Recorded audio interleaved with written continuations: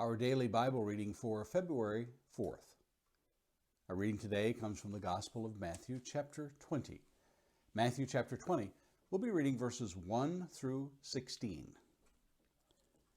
For the kingdom of heaven is like a master of a house who went out early in the morning to hire laborers for his vineyard. After agreeing with the laborers for a denarius a day, he sent them into his vineyard. And going out about the third hour, he saw others standing idle in the marketplace. And to them he said, "You go into the vineyard too, and whatever is right I will give you." So they went. Going out again about the 6th hour and the 9th hour, he did the same. And about the 11th hour he went out and found others standing. And he said to them, "Why do you stand here idle all day?" They said to him, "Because no one has hired us." He said to them, "You go into the vineyard too."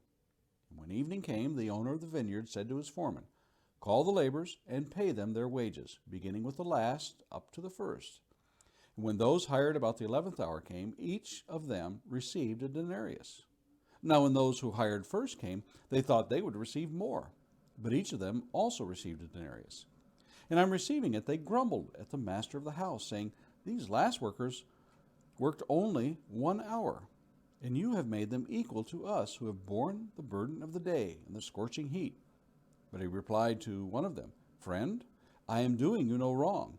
Did you not agree with me for a denarius? Take what belongs to you and go. I choose to give to this last worker as I give to you. Am I not allowed to do what I choose with what belongs to me? Or do you begrudge me my generosity?" So the last will be first, and the first last. Some thoughts on our passage today. Our passage before us today in Matthew chapter 20 is a continuation of chapter 19 when Jesus said, "But many who are first will be last, and the last first," in verse 30. The expectation of the Jews was that they would be preeminent in the kingdom, and that the Gentiles, or any other sinners as they would call them, would be far inferior to them. This attitude is by no means exclusive to the Jewish people. In fact, we find this attitude quite common among many cultures.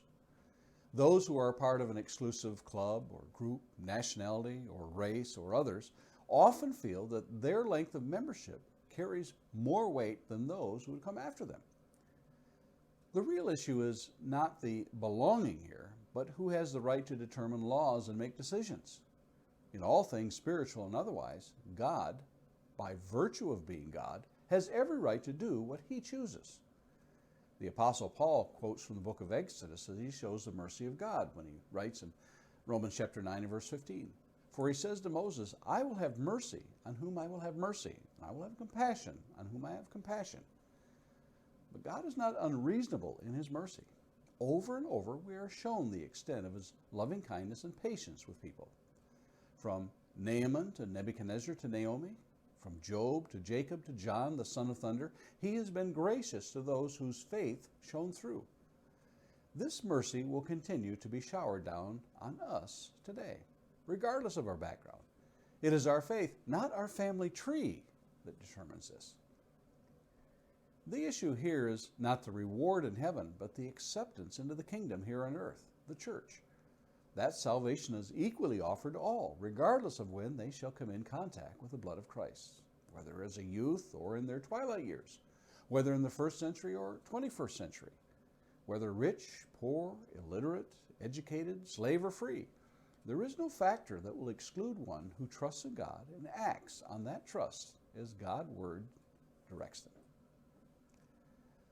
A question of the day. Have you ever felt superior to another group of Christians? And finally, a thought to meditate on this day.